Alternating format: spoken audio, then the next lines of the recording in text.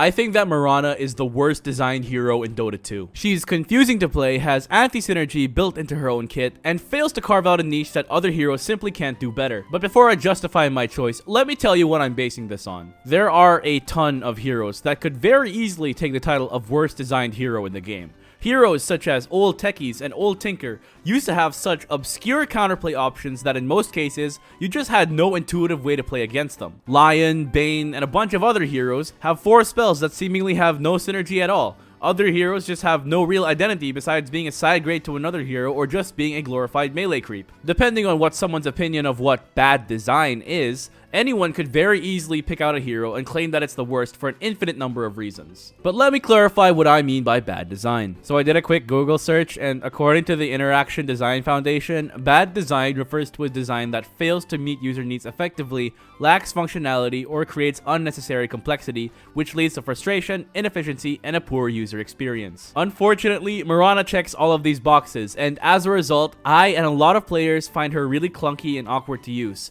The hero needs a lot more than just a small numbers tweak before I call her good. With all that being said, let's get into why I think Mirana is the worst designed hero in the game. One thing that can make a bad design a lot more bearable is a signifier. Have you ever encountered a door that looks like it's a push, but it's actually a pull, or vice versa, and you would have no way of knowing that unless someone put one of those blatant yellow signs that said push/pull near the handle? The yellow sign telling you how to open the door is a signifier. In design, signifiers are meant to inform users on how to use something. Now, not every hero needs a signifier. Sometimes it's fairly obvious how a hero is supposed to be played based on their character design. For example, Primal Beast is this big, beefy dinosaur, so the average Dota player will look at him and build him like a tank. They'll stack Magic Resist, a BKB, Heart, Blade Mail, Armor, and call it a day. Mirana has a few signifiers on how you should play her, but the issue is that her signifiers are in direct contrast with themselves. Her first spell is Starstorm, which causes nearby opponents to take a burst of magic damage after being struck by the spell's projectiles. The nearest opponent to Mirana tanks a second Starstorm shot that deals less damage. This is Mirana's main burst damaging ability, and as much as possible, you want your primary target to get hit by that second star. At max level, that deals 525 damage before calculations, which is amazing for a basic ability. However, the issue lies in the fact that if there are multiple targets, the spell prioritizes the nearest target for the second falling star. Oftentimes, you need to almost be right next to the enemy if you want to guarantee that second star to fall on them. This is problematic because Mirana has other signifiers in her kit that mean you want to be as far away from the fight as possible. Her attack range value is currently 630, which isn't just above average, it's the 5th highest in the game. This informs the player that they should be spacing themselves. This is compounded by the fact that Sacred Arrow, Mirana's second ability, has its bonus damage and stun duration scaling off of the distance traveled, so if you want the full bonuses from this ability, you'll have to play from your team's backline. To add to the idea that you don't want to be right next to your primary target as Mirana, is the fact that she dies to anything stronger than a light breeze. I am not exaggerating when I say that Mirana is one of the squishiest heroes in the game. Despite having the highest base stat total at level 1 among universal heroes, she has a 1.7 strength gain per level. That's not just below average, that is quite literally the 3rd worst strength gain in the entire game. Who are the 2 heroes that have a lower strength gain? Anti-Mage is the second, but he has point-and-click instant mobility on a blazingly fast cooldown, and on top of that, a passive that gives him insane magic resistance, and of course, Medusa having the lowest strength gain in the game thanks to her gimmick of using mana as a shield. She also has a really low int gain compared to the rest of the lineup, meaning that her magic resistance is ass. And to top it all off, for some godforsaken reason, Mirana has the lowest base armor value in the entire fucking game. That means if you remove all of her agility, she has a whopping game-breaking armor value of -2. Mirana shares this armor value with Centaur Warrunner, who naturally builds armor and HP to become an unkillable tank later on in the game in spite of his low base armor, Morphling, who can manipulate his stats to give him as much armor and or HP as he wants, Viper, who has an ability that reduces the attack speed of his enemies and has elevated magic resistance, and Skywrath Mage, who is literally designed to be a glass cannon and play from distance. In terms of her stats, it feels like she's intended to be closest to Skywrath Mage. a glass cannon. Even her description on the Dota 2 website says, stuns enemies with precise arrows from afar, meaning that she's somewhat intended to be a backline character. But Skywrath Mage doesn't have 40% of his first spell's damage locked behind being right on top of someone in a team fight. It's completely baffling why this hero, who has quite possibly the worst durability stats in the game, has a skill that requires her to be near an opponent to get the most out of her Q. And I wish my design complaints with this ability ended there. What you should be doing with this ability is to use it on isolated targets, but the wording kind of throws people off.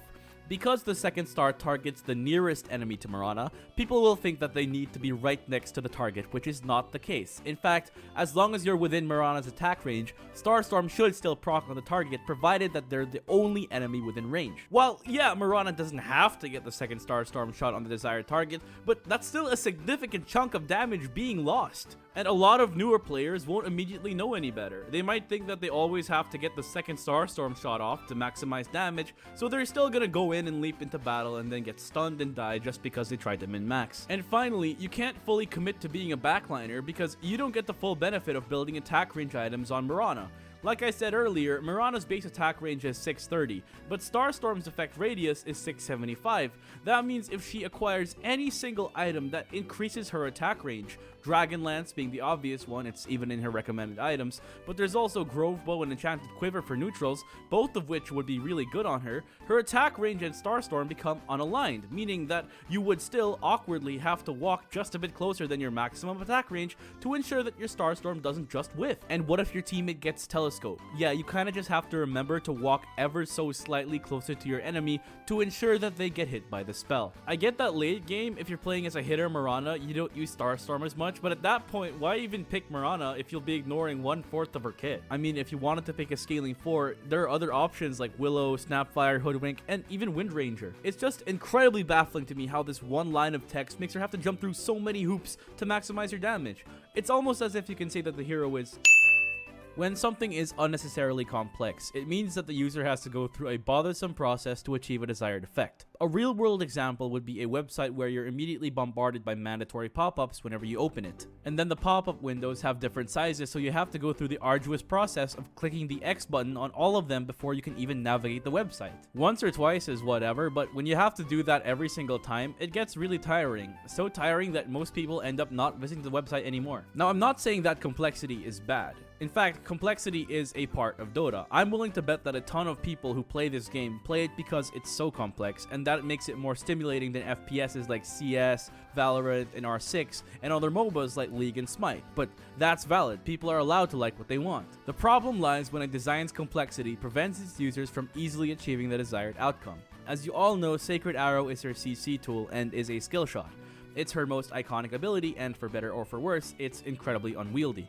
The hitboxes jank, sometimes threading the needle perfectly, otherwise getting clipped by a neutral or lane creep for apparently no reason. It mainly provides two things, damage and CC. A bit of farming too, since you can insta-kill creeps with it, but you'll want to be hitting heroes with this spell for the most part. My problem with Arrow isn't that it's inconsistent though. The potential for a 5-second arrow is always there, yes, but it's incredibly difficult to land them consistently. The arrow needs to travel 1500 units to achieve its max ramp up in damage, and if you miss, you get nothing. Maybe you're lucky enough to clip a siege creep or something, but whiffing on an arrow doesn't really do much. And that's fine, that's the whole point of a skill shot. It feels great to land a long arrow. But the real problem is you have to jump through so many hoops to accomplish what other supports can do by pressing 2 buttons. Lion gets an AoE stun, and combined with his Hex, can lock someone down for over 5 seconds consistently.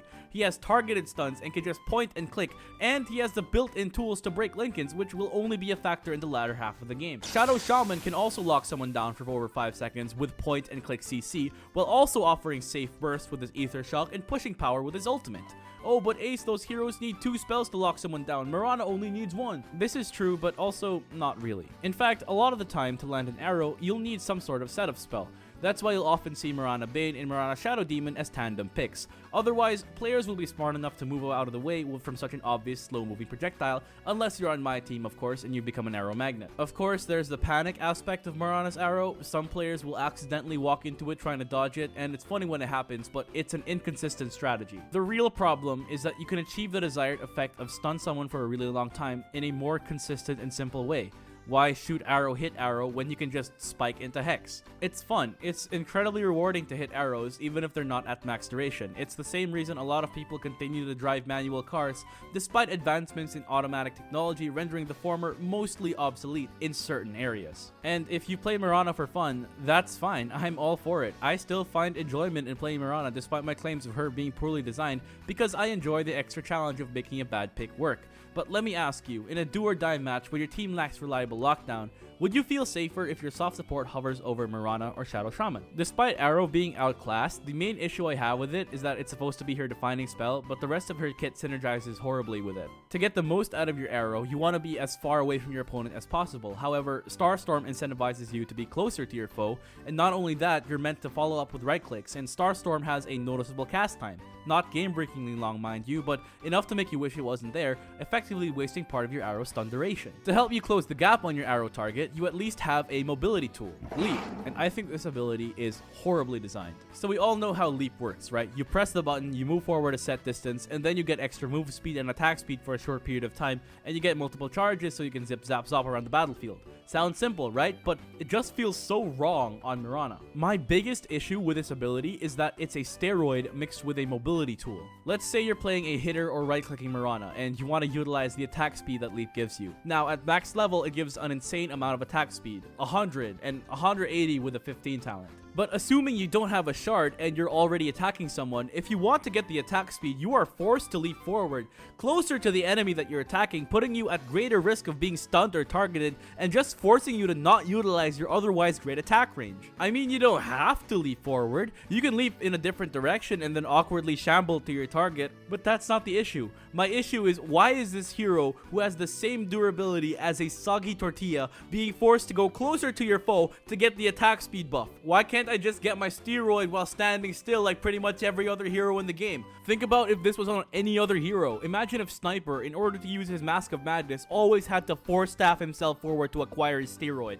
Wouldn't that just not make sense at all? Why is my self buff tied to my fucking escape? I mean, look at every other right clicker with a form of self buff built into their kits. Alchemist, Lycan, DK, TB, Muerta, Troll Warlord, the list goes on. None of these heroes get their steroid mixed in with their mobility tool. All of them can hold it or pop it immediately, while Mirana has to leap forward, except one. Phantom Assassin and her Phantom Strike. But the difference lies in the use case. You only ever Phantom Strike to an enemy if you want to kill them, while you only ever Phantom Strike on an ally to get away. That's why you only ever get the attack speed from Phantom Strike if you teleport to an enemy, so in essence, you're not wasting any stats by using the spell as an escape. I mean, that kind of sounds like Leap, right? You leap into the fight to get the attack speed buff, and then you leap out of the fight to not die. But the difference lies in the fact that Phantom Assassin is a hero that's designed to be at least somewhat survivable when she's in the middle of the fight, and she needs it. She's a melee hero. She has to blink on top of enemies to be able to deal damage. The hero has an evasion passive, and it makes sense for her to be in the middle of the fight. The same cannot be said for Mirana, who has her attack range and garbage durability stats. Why do two of her spells encourage her to go in when she has a bow? Is she stupid? She doesn't need to be in the middle of the fight to deal damage. And what happens when your leap buff runs out and you're still in the fight and you still want to keep fighting? Do you just fucking use your leap charge again? So not only are you a squishy target, but you're now out of a fucking mobility tool? And don't get me started on this ability's hilariously long cooldown. Why does it take 45 fucking seconds for a single charge to come back at level 1? So if you're forced to use both leap charges in quick succession, you're just without one of your basic abilities for 90 fucking seconds. Now, I will acknowledge that Shard does fix a lot of her problems. You can choose where you leap to, and then you can utilize the attack speed buff without putting yourself in harm's way. The wave that the Shard creates also causes affected enemies to get hit by the second Starstorm. With Shard, you no longer have to put yourself at risk to maximize your damage. And on top of all of that, you get a third leap charge. But that doesn't excuse this hero from being so badly designed, it's laughable. That would be like saying that it's okay for game companies to give us buggy, unfinished messes as games and then sell us the DLC that fixes all the gripes we have with the original. The fact that she needs a shard to fix her Starstorm min-maxing and leaf targeting problems is not a good thing because it holds her back from getting a shard that's actually interesting. Queen of Pain gets to have a silence on her blink. Slark gets what feels like a second ultimate. Wind Ranger gets a whole nother skill. Why do all these heroes get new toys to play with while Mirana gets some fucking flex tape slapped onto her? And you know what the worst part is? Attack speed is such a nothing burger of a stat on Mirana, it's laughable. You're kind of forced to awkwardly incorporate attacks into your playstyle because Starstorm and Arrow's cooldowns are just so long. To delve even further to this, let's talk about base attack time and attack animation. Now, most heroes in the game actually have a base attack time value of 1.7. Think of this as how long it takes before your next auto attack, without taking into account values such as agility and attack speed. But how often a hero attacks is also decided by their attack animation. Now, I'm not gonna get into the nitty-gritty of the math behind this mechanic, but if you're a right clicker, you want both your base attack time and your animation speed to be as low as possible. That way, you'll get more attacks in. The speed of a hero's attack animation is decided by their foreswing and backswing value.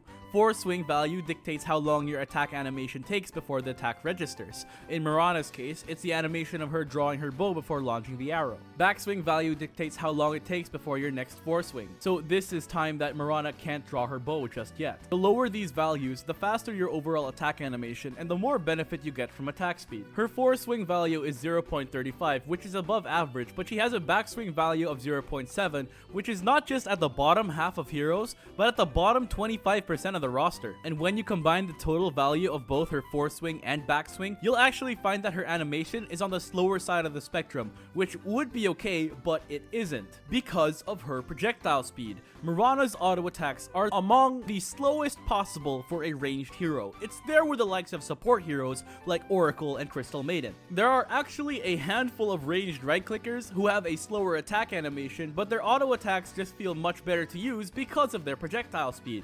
Muerta, for example, has an incredibly sluggish backswing animation at 1.1, but her projectile speed is at 3000, giving her similar enough levels of DPS that it's actually comparable to Mirana. There are a few ranged carries that have the same projectile speed as her, but it's not a problem for them for various reasons. Weaver and Luna have short attack ranges, so the slow projectiles don't really feel like much of a hindrance, but they also get added benefits to their auto attacks. Weaver can shoot 2 autos, while Luna gets a ranged pseudo cleave via her bouncing glaives, and she gets free damage from Lunar Blessing. OD has a short attack range too, as well as an extra oomph on his autos through his arcane orb. Clinks has the same projectile speed with similar enough attack range to Mirana, but he also has access to empowered autos through his tar bomb and has Skelebros to further increase his DPS. Mirana is the only right click hero that has an unfortunate combination of slow projectile speed and long range. She doesn't have anything like Muerta's Gunslinger or Enchantress's Impetus. All she has is an attack speed buff, and because of her shitty animation, she doesn't even get the most out of that, which is why the attack speed numbers she gets from Leap are deceptively bad. Aside from having a subpar animation and sluggish projectile speed, her base damage is fucking doo-doo. Now, if you're gonna have garbage base damage, your auto attacks need to have something extra to them.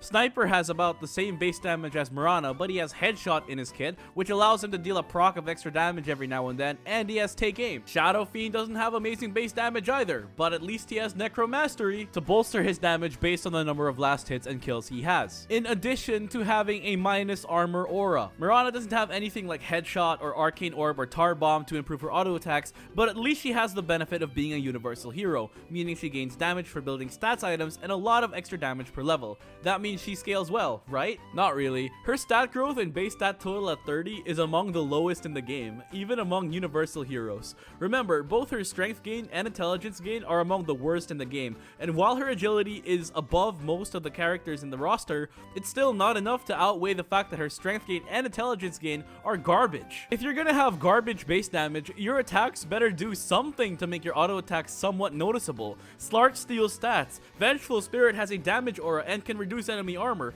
Venomancer slows and deals damage over time, and Mirana has nothing! Oh, but Ace, she has a 20% crit talent. Yeah, at level 20, and she has to give up more frequent ults to get it, while seemingly every other right clicker gets some sort of way to boost the power of their autos built into their base kits. Despite its complications, Leap does give Mirana a fuck ton of attack speed, but those auto attacks do nothing unless you itemize for it. She just fucking tickles. You know, there's another hero in the game that incorporates auto attacks into their mostly spell-focused kit.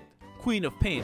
Now, like Mirana, Quap doesn't have anything special or too fancy about her auto attacks, but she does have an above average attack time of 1.5 and projectile speed of 1500, which is why Quap's attacks feel so fluid and attack speed feels so good to buy on her. That's why she gets treads and even has an attack speed talent and is a natural buyer for a really powerful item in Witchblade. This, combined with the fact that she has the exact same agility gain as Mirana, who used to be an agility hero, are why Quap actually works as a spellcaster that weaves in autos and makes her feel a lot better to play. Not to mention, she can reliably play around her close range AoE burst damage ability, and she has a better mobility tool. Now, mechanically, there's another ability in the game that causes you to leap forward at set distance, Slark's Pounce, but it feels better to use as an escape tool because Slark gets to have a faster turn rate than Mirana. I guess it's because Slark's Pounce can get interrupted, but come on man, Mirana kinda needs that. The issue with Mirana is that her design as a hero is just so confusingly put together that she kind of just fails at everything. Now, I mentioned in my Every Support Explained series that Mirana is a hero that has no identity, and that still remains true. She's not a very good core, she's not a very good support. If you try to build her as a right clicker, there are better options. If you try to build her as a magic damage dealer, there are also better options. A lot of people will say that she needs a numbers buff, but I think she needs a lot more than just that for me to call her good. This hero just doesn't excel at any particular playstyle, at least not significantly more than any other hero in the game does. Like I said earlier, her animation, projectile speed, and base stats are horrendous, and if you're gonna play her as a right clicker, she needs a serious amount of golden levels to be relevant. You need a maxed leap and a shard to have a consistent uptime on your attack speed buff and be able to utilize it effectively. And you need levels in your other abilities because the damage they deal is still quite impactful. But if you try to play around her other spells, you're in for a pretty rough time as well. I've already talked about how difficult Arrow is to hit, but assuming you do hit your Arrow and then you pop Starstorm, what then? Your full combo isn't enough to blow up anyone that isn't a squishy, and you don't have the right-click DPS to finish off a target the same way a Queen of Pain would. Not to mention that your spells take forever to come back off fucking cooldown, 12 seconds on Starstorm and 16 on Arrow without the talent just feels horrible, and let's add into the fact that your Arrow might miss and your second Starstorm shot might hit Creepy the Creep over there. And remember, even if you do try to play around her spells, what mana do you have to use? Like I said earlier, Mirana's int gain is garbage, meaning you kinda have to build mana on her if you want to utilize her spells effectively. And if you do commit to her magic damage build, you kinda don't get to utilize Leaf's attack speed. Now, I know it took a shit all over Mirana's animation and base attack time and projectile speed and whatnot, but 100 attack speed is still 100 attack speed. I mean, I guess you can try to make her scale, but even then, like I said, she doesn't really scale that well, and the fact that she gets a passive that just ends up becoming whatever late game doesn't help her at all. She just doesn't have the tools to particularly excel at anything. Now, it is worth mentioning that I actually like both of her ultimates. They're both very simple and lend into giving Mirana an identity. Moonlight Shadow for utility and Solar Flare for damage. Though I will say that the latter could use a little help. While it's a solid ability on paper, a third of its effects are gated behind the time of day, and I've already talked about how bad attack speed feels on Mirana. This hero kinda just feels bad to play. There's just no reason to pick her when she's not blatantly overpowered. I guess you could make the argument that she's a good flex pick early in the draft, but there are other heroes that fill that role pretty well too, like Tiny. There is nothing that this hero contributes that another hero cannot, and that is mainly due to her conflicting design. Mirana's issues lie way beyond what a simple numbers tweak can do to help. And it is for all of these reasons that Mirana, at least for me, is Dota's worst designed hero. And here's how I would fix her. And before I give my suggestions, I want to clarify that I'm not a game designer. I don't study game design, nor am I claiming to be an expert. I'm just a guy that likes Dota, and like anyone, am free to have an opinion and make suggestions. This is just how I would fix Mirana if given the chance. I'm not claiming that this is the only way to fix her, but this is how I would do it. I know I barely touched on Mirana's innate in the video, but I would just change it because it's just so boring. If you want to keep the theme around the lotuses, how about make the lotuses useful late game by letting people use them from the backpack slot at less value? Alternatively, you can keep the 20% bonus while also making her team's fountain into a fully functional lotus pool. The goal of this change is simple: make Mirana's innate a lot more interesting than just a flat 20% bonus. How about just make Starstorm's effect range always be just a bit over Mirana's attack range? That lets her build range items like Dragonlance and even just choose Grove Bow without messing with her. Don't make the second Starstorm based on Mirana's distance to the hero. Instead, why not make the second star hit the hero that Mirana last attacked? That way, Mirana can actually utilize her great attack range instead of being forced to put her life in danger to maximize her DPS. Would this be too oppressive in lane? Yeah, so give it a rising mana cost and retain the lengthy cooldown. I wouldn't really touch Arrow. Like I said, my main problems with it lie more in her other spells. Honestly, if you're gonna keep the attack speed on it, give it shard targeting from the get-go. Decrease her base attack time and increase her projectile speed. Make her autos feel a bit more like Quaps. Increase her stats so she's not a horrible right clicker. Her base armor could use a touch up too. I mean, this hero does not deserve to have the lowest base armor value in the game. And finally, make her talents more interesting. How about giving her attack speed at level 10 instead of 15? Or instead of a crit at level 20, how about giving her attacks a chance to proc a single target Starstorm? And that's how I would go about fixing who I believe to be is the worst designed hero in Dota 2. And like I said, I'm no game designer. You are free to disagree with my take on this video or with how I would change her. Or if you have someone else in mind for the worst designed hero in the game, feel free to let me know in the comments. As always, leave a like if you learned something, a comment if you want to say something, and subscribe if you haven't already. Ace out.